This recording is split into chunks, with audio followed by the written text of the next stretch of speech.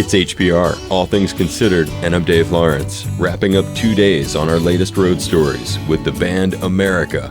Find part 1 from yesterday at hawaiipublicradio.org/road stories with our guest, co-founder, and voice of many of their greatest tunes, Dewey Bunnell.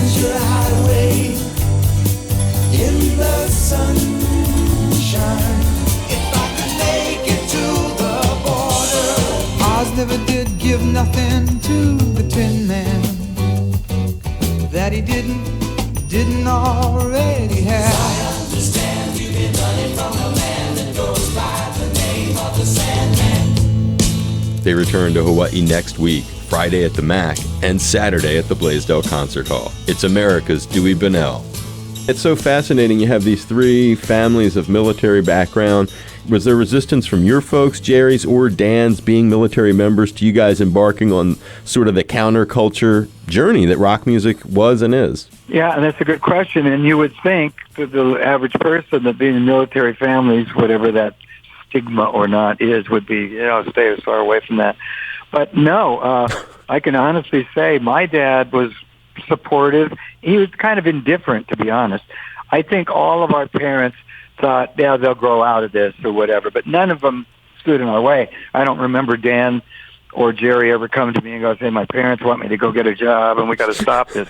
I think the fact that we were so fortunate that we made connections fairly quickly and our future was set pretty fast. We met some influential people in London in the music scene. We had a little bit of a leg up because we were Americans. That had a certain cachet when we were going into a record company or a publishing company, because none of us can specifically remember the exact minute we called the band America. We've always said that we sat in that cafeteria and there was a jukebox called the Americana, but there's no specific time we went, there's the name, we're going to call it that. Because we've lost him. Dan passed away in 2011, and when he left the band to pursue a religious path, he's known as a pioneer in contemporary Christian music. Was his religious interest or background with that already a factor in his life? Talk a little bit about him as a person. Yeah. Well, Dan was a really smart guy. He was a funny guy. I really enjoyed his company. We got along well. We were the 3 Musketeers after we bonded in school.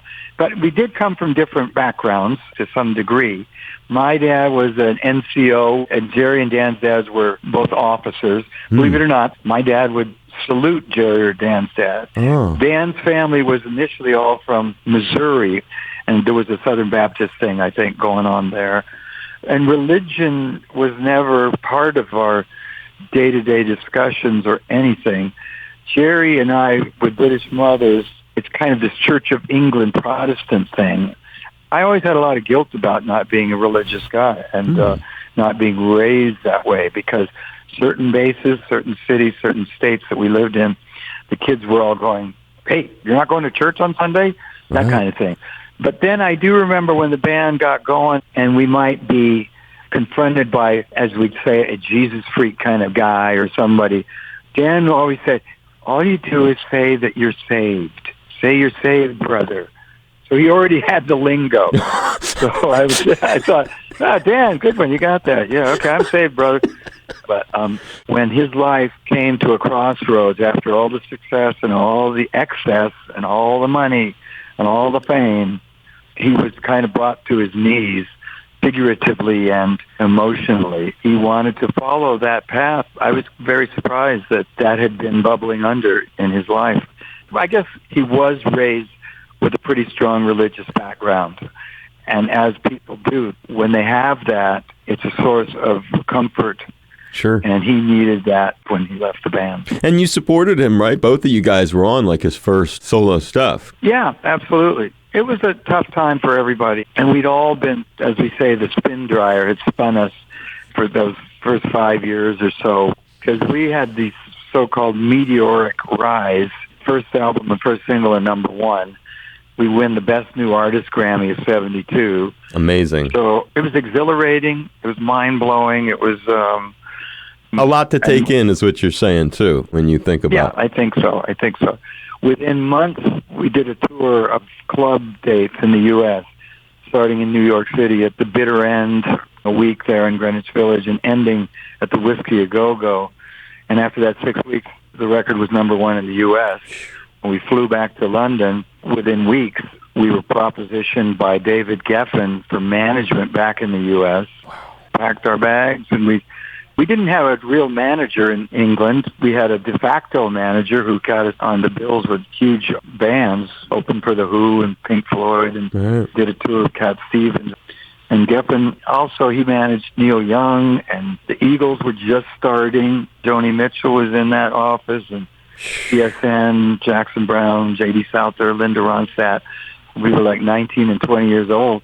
We were on the first plane back to L.A. Can you even imagine? I mean, you're thinking back, David Geffen and this powerful guy. You guys come to the United States, and we just lost not long ago David Crosby, and he factors into your story. Yeah, it was pretty jaw-dropping for us. When we got out to L.A., we flew in. We were met by David Geffen's assistant at the airport. We had nowhere to live or anything, and we moved into David Geffen's house with him. Joni Mitchell was up there a lot, playing the piano. She would live there for weekends or travel around. I'm not sure what their arrangement was. And Crosby came one day up to the house, and it was like, David Crosby, we love you guys. You know? And he said, yeah, well, that's obvious. He had that edgy sense of humor.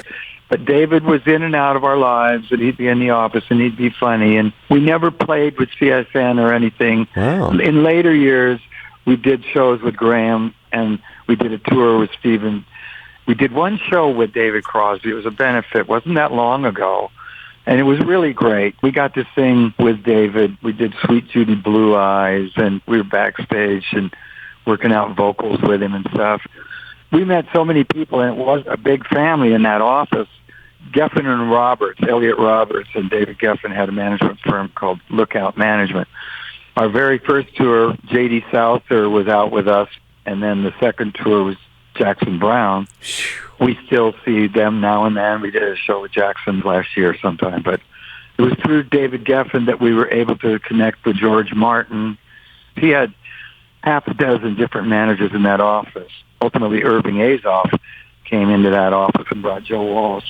And we got to Joe to play on our third album. That's a great one on the first time you met Cros, though. So literally, you're like, oh, we love you. And his first remark is, well, that's obvious.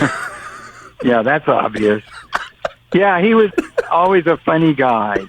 That's a great memory. We were working an awful lot. That's one thing David Geffen did.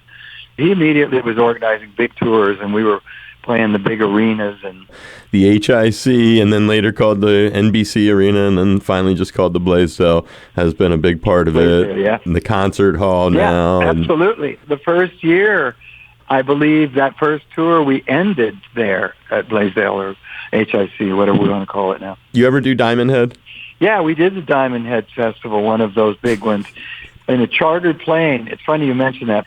Sly and the Family Stone, and I always remember he was on that plane walking up and down the aisle. It was a chartered plane, so all the bands, Cheech and Chong, I know, were there on the plane with us. Yeah, because they played at the same festival, all of you guys. Yeah.